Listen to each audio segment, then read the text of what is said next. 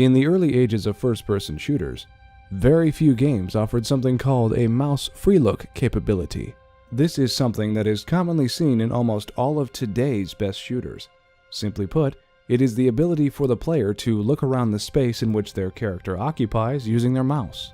Descent, created by Parallax Entertainment in 1994, was seen as groundbreaking in this regard when it became known that the players had up to 6 degrees of freedom within 3 dimensions, not including mouse look. These degrees of freedom offered the typical X, Y, and Z axes, as well as 3 additional ranges of motion known as pitch, yaw, and roll. This incredible amount of freedom of motion introduced significantly more movement than traditional FPS games of the early 1990s. However, it also led to several complaints about nausea, dizziness, and even intense motion sickness when playing. Descent also offered competitive multiplayer gaming via a LAN connection and partially gained popularity from it being one of the first games to allow convenient matchmaking through its menus and on-the-fly joining of live multiplayer games. Upon closer inspection, one might notice that the textures and lighting somewhat resemble the look of Quake, another major first-person shooter of the 1990s. This is because, like Quake, Descent renders its textures in full 3D using polygon meshes instead of binary space partitioning trees, which became more common as graphics became more demanding on lower-end computers. The graphical sacrifices made by the developers of Descent actually benefited the consumer greatly. If Descent had used top-of-the-line rendering techniques such as BSP trees, bilinear or trilinear filtering, or excessive dynamic lighting, these methods would have prevented it from being run on anything but the most powerful machines of 1994. The game opens with a briefing between an executive of the Post-Terran Mining Corporation and the player, who was known as a material defender hired on a freelance basis to kill off a computer virus that has been wreaking havoc on the PTMC's mining equipment. The game requires the player to circumvent a labyrinth of mining tunnels whilst fending off virus-infected robots, and the main objective is for the player to find and destroy the reactor core located at the center of each mine. As each area is completed, the game progresses through the solar system all the way out to the far reaches of Pluto's moon, Charon.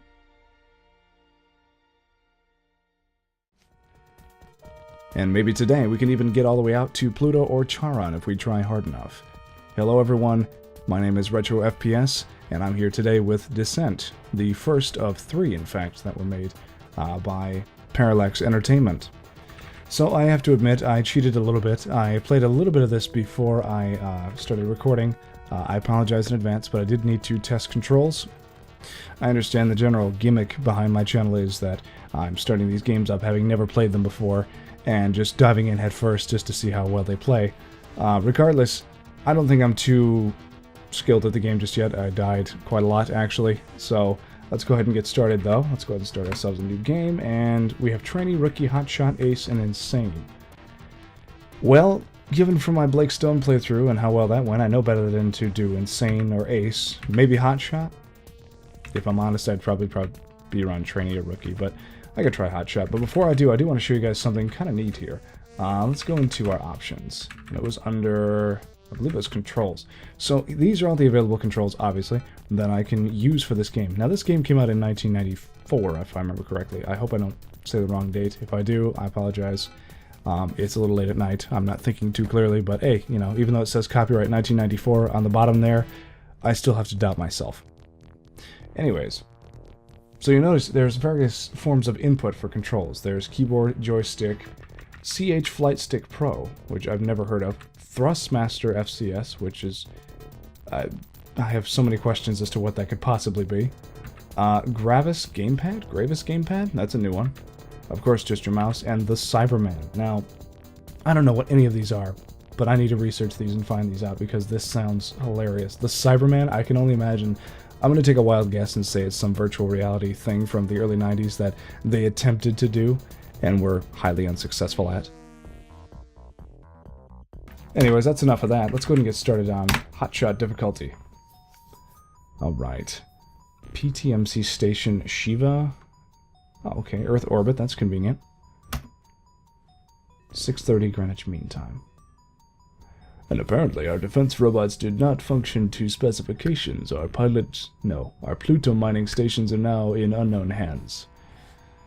Damn bureaucrats. They'd replace us all with robots given half the chance. Briefings are hell. So apparently I'm some kind of sassy, sarcastic Tom Cruise-esque character. I believe that white font is supposed to be my character.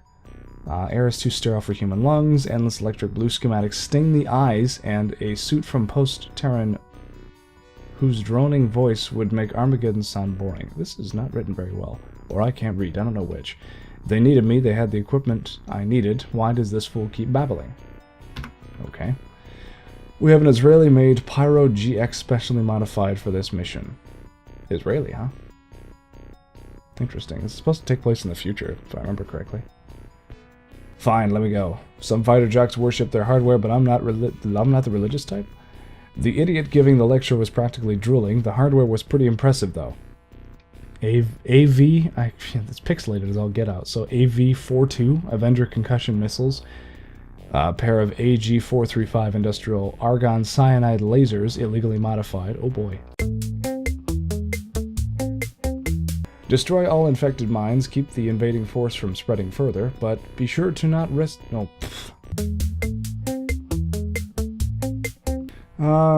This can only be done by the material defender in situ? C2? S-I-T-U, I guess? I don't know. Translation from bureaucraties. They're screwed, and I'm the only one who can cut their losses. That's the trouble with working for the largest bureaucracy in human history. Well, this is what you get, guys, right here. Quick tangent. This is what you get when you can't afford proper voice actors and your script writing, or I guess screenplay writing for video games, I don't know what they call it for games. When you're writing, I'll just call it that, has been drawn from or inspired by your average D&D manual. The strategic weak spot of our mines is their fusion reactors. They're deep in each mine and completely automated. Normally we would be able to blow them from the orbit, but all uplink to our stations have been severed at the source. Knocking out the reactors will cause a system-wide meltdown within a matter of seconds, and when I say system-wide, oh boy do I mean it. Whatever has invaded the mines appears to adapt rapidly. My goodness, what is with this wall of text? While none of the internal monitoring systems are responding, defense satellites have spotted, see what I mean? Defense satellites have spotted a few of the modified mechs near the surface. Here is the... Wait a minute, the letter N and the letter H and the letter W look really similar. Well, that's just poor design. Here's the latest information from PTMC Intelligence. Okay, so after reading only, a couple hundred pages of text, managed to get all the way through to what looks like a manual that reviews our various ships we'll encounter. I guess these are our enemies. Class 2 drone, PTMC automated, blah blah blah. Aggressive when cornered, relatively weak weapons but fires rapidly. It sounds like a cat. That was modeled after a cat. Medium lifter. It's a maintenance robot, so he's the janitor. Normally used to burrow through porous rock, recon cameras have witnessed this robot shredding anything in sight, including the hostages. Oh boy. I love the 3D. That's fantastic, that 3D animation there. Small Hulk. Okay, isn't that some sort of copyright infringement on their part? Standard Borer robot, tough and agile. Since when is something that is named the Hulk agile in any way? Medium Hulk, there we go. Modified PTMC mining robot, blah blah blah. Heavily armored for explosive deployment deep in mines, slow moving but very dangerous. Spider processing robot. Ooh, that looks cool. These mechs were designed to pick up, I almost thought that said bubble, designed to pick up rubble for processing in their body cavities. It's kinky. We have no further info on these robots. This is the standard emergency exit for PTMC mines in case you're too stupid to read an exit sign that's listed on the door. Most of our information is sketchy at this point. Well, then why are you talking to me if it's sketchy? Why are you even bothering me? Just give me the guns and let me go do my job. We will continue to analyze the data we acquire and keep you updated as we can. Be aware that we have witnessed advanced intelligence in many of these mechs. It is safe to assume they will continue to develop. I'm getting bored from reading this. My goodness. It's like I'm actually talking to some sort of bureaucratic executive.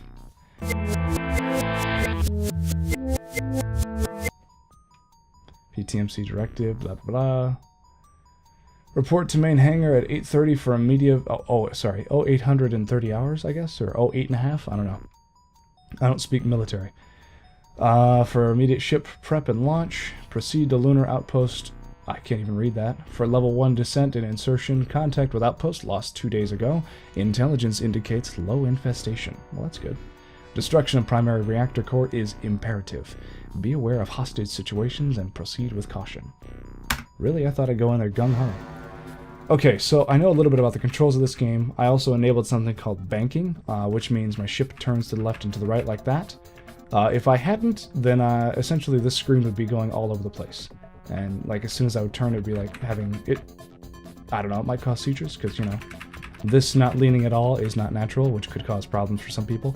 Also, fair warning, this is a motion sickness warning, because this game has been known to cause that, and the controls are very sensitive, so please, if you are sensitive to motion or abrupt movements or flashing lights, just change the video. If you've gotten to this part, if you've gotten this far in, well, thank you for sticking around, but it's okay. I understand if you have, you know, medical issues that cause you to get motion sick, because chances are it might cause me to have that as well.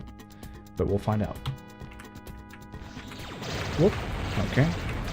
Perfect. Right out of the gate, we're going straight into the action, and we see some GIFs that I cannot read. I suppose that's supposed to represent malfunctioning equipment. Moonbase Alpha. Alright. Danger, red text. Whoop. Come on, come on. Okay, well that was easy. Come here for the entertainment. Ammunition! There we go. So, the reason I decided to play this game is because I died a lot in all other games. Now, because this really has a very unique twist on things.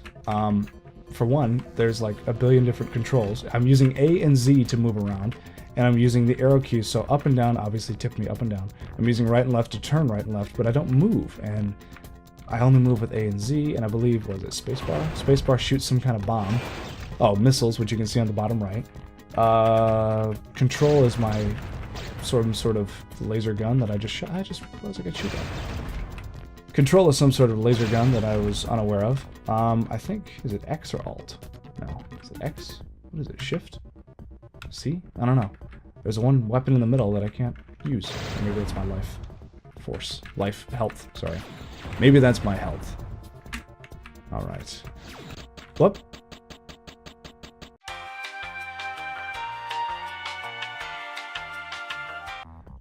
Okay, so that's what happens when you use DOSBox to get things going and, you know, emulate a program that's over 23 years old, and you die one too many times.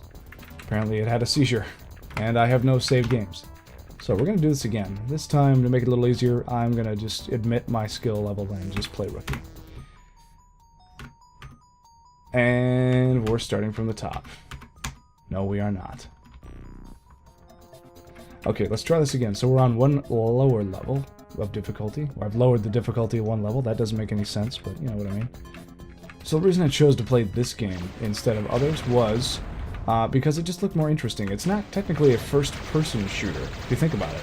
I guess it is because we're first-person in a cockpit, and I cannot get out of here fast enough. We're in the cockpit of a ship, but at the same time, we're not actually, like, you know, running around holding a gun like typical Doom or Duke Nukem or Wolfenstein 3D style. So I found this far more interesting, and I thought it'd be a lot more entertaining for commentary purposes and content and all that. Let's see, what's in here? Oh, hello. Whoa! Back up, back up, back up. Ah! Okay, I don't know what happened there, but alright. Whoa! Oh, see what I was saying about motion sickness? I cannot get out of here fast enough. Woo! I can't. I'm panicking. There we go.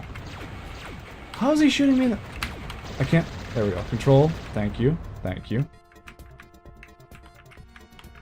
Okay, so this is something you don't typically see in most first-person shooters today, is the sudden, overwhelming rush of enemies. Also, I am so disoriented right now. How do I flip myself around? I have absolutely no idea. How did I do that?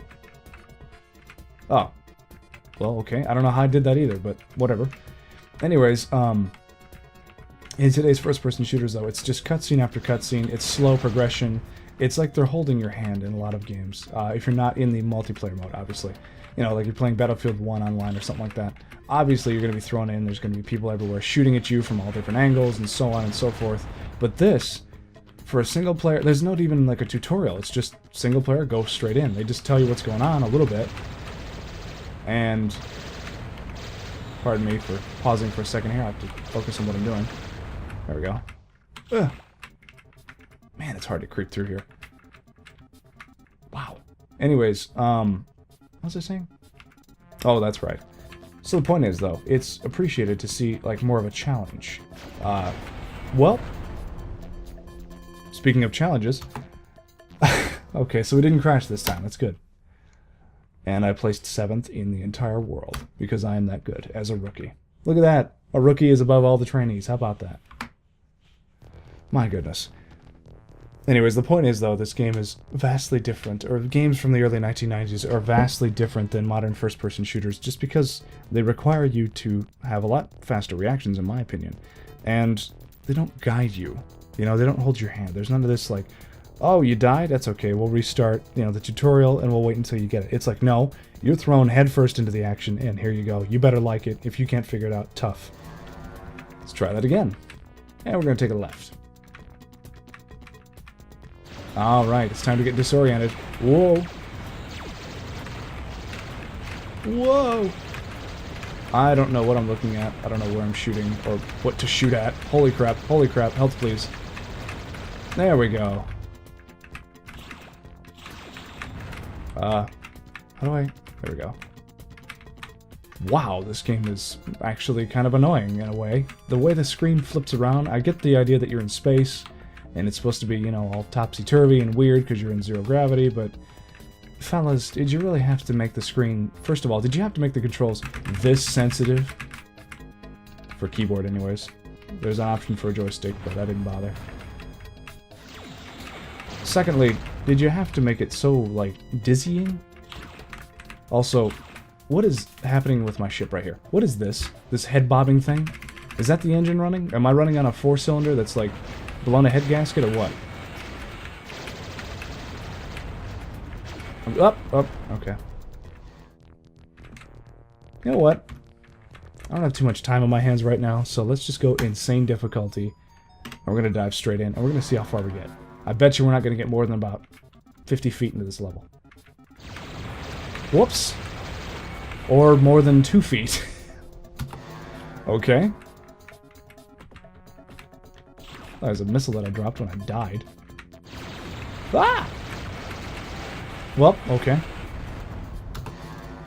So this is insane. I did a bunch of cocaine and drank Mountain Dew for 24 hours a day. Difficulty, essentially. It requires that... Oh, I'm already done. Did I place? No? Let's do it again. Alright, this time I'm going to do insane difficulty, and I'm just going to run straight. I'm not going to touch anybody. I'm going to see if I can avoid shooting people. Up. Okay. Never mind. Let's try it again. Oh, okay. That is so not fair. Oh, that is so not fair. That is spawn camping if I ever saw it. See, that's something else you don't see, by the way. That is something you never see in today's first-person shooters, is the AI spawn camping you in the first level. That's a bunch of crap. Also, here's a little fun for you. I'm going to show you guys this. I saw this at the end. I thought this was pretty hilarious. You hit quit, and you can call Interplay and actually order it if you want. You can register and be legitimate and be legal, and then you can earn the acceptance of your peers, as you can see down below. Anyways, seriously though, this game was fun. It could be a lot more fun, I'm sure, if I got better at it. If you guys want to see more of it, please do let me know in the comments below. Thank you all so much for watching. I really do appreciate you guys sticking around this long if you did. If you didn't, I don't care. I still think it's great. And if you guys like what you see, feel free to hit that like button and tell me in the comments below if you'd like to see something else. And if you feel so inclined, feel free to become a patron on Patreon to get access to exclusive behind-the-scenes rewards. Once again, guys, my name is RetroFPS, and I'll see you guys next week for more adventures in retro gaming.